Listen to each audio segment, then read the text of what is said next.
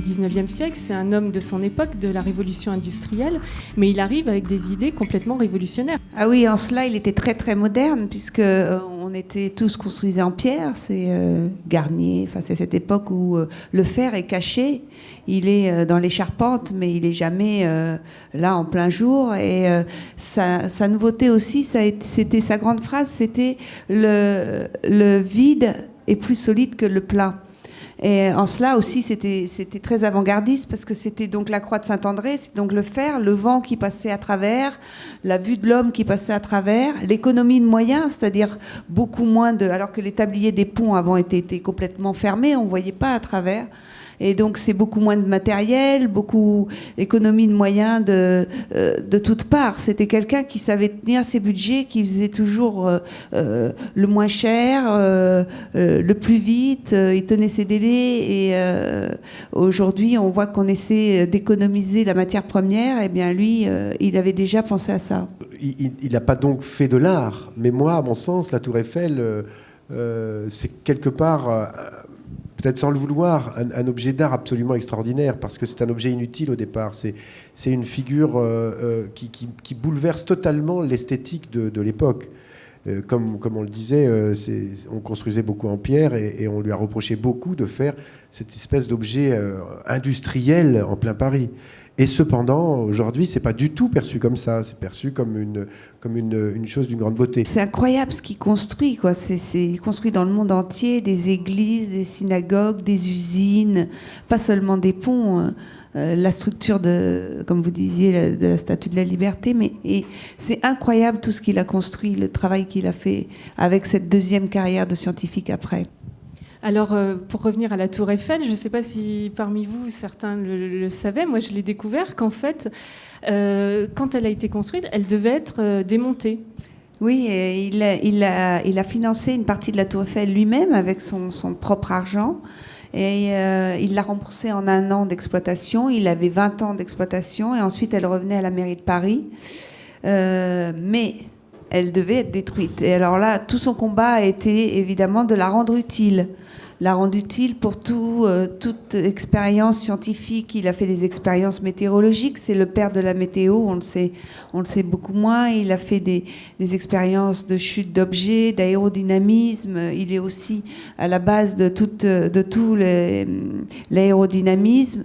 Et il a fait un peu des maquettes d'avions, des essais avec des maquettes d'avions après ça dans son laboratoire. Mais il a tout lancé à la tour. Donc, et surtout avec le général Ferrier, il a fait la télégraphie. Il a lui-même financé les recherches pour qui était le capitaine Ferrier à cette époque-là, pour l'armée. C'est lui-même qui l'a financé, parce que l'armée n'y croyait pas et ne voulait pas mettre d'argent là-dedans. Donc Gustave Eiffel a dit je finance tes recherches pour la télégraphie, on va installer ça donc en haut TSF, de la future TSF. Qui sera la future TSF, et qui, pour la bataille de la Marne, enverra on aura les positions allemandes et les fameux taxis de la Marne, ce qui empêcheront l'invasion des troupes allemandes. À ce moment-là, on décide de la garder, et elle est votée à 1 voix, c'est-à-dire qu'à 1 voix, la Tour Eiffel reste debout. Ceci dit, je me suis toujours demandé comment est-ce qu'ils auraient fait pour démonter la Tour Eiffel. Parce que la montée, ça n'a pas dû être facile, mais la démontée non plus, à mon avis. Donc il y a eu le jeune entrepreneur, il y a eu les grands succès de la Tour Eiffel et de la Statue de la Liberté. Là, c'est l'apothéose. Et puis, il y a la chute au moment où intervient donc l'affaire de Panama. Et il s'en relève aussi. Voilà, c'est ça qui est extraordinaire, c'est que fort de toute sa ténacité, eh bien, il va, à la fin de sa vie, se consacrer à ses travaux de scientifique. Il n'arrête jamais. Rien ne l'arrête, finalement. Il est marqué à vie dans... Et sa famille aussi. Ouais. Il est déshonoré, voilà. C'est un homme d'honneur et c'était un homme droit. Et là, il trouve ça injuste. Il est accusé... il est parti dans un scandale financier malgré lui. Donc de Lesseps meurt, il reste plus qu'une personne, c'est Gustave Eiffel. Lui, il n'est rien là-dedans, mais il a quand même décidé de partir dans cette aventure, et il s'est posé la question avant d'y aller. Et puis il est parti dans cette aventure, et c'est la faillite. tout le monde est au banc des accusés, il y a eu des malversations, et lui, il va aller en prison, il va faire quelques jours en prison, donc déshonoré à tout jamais.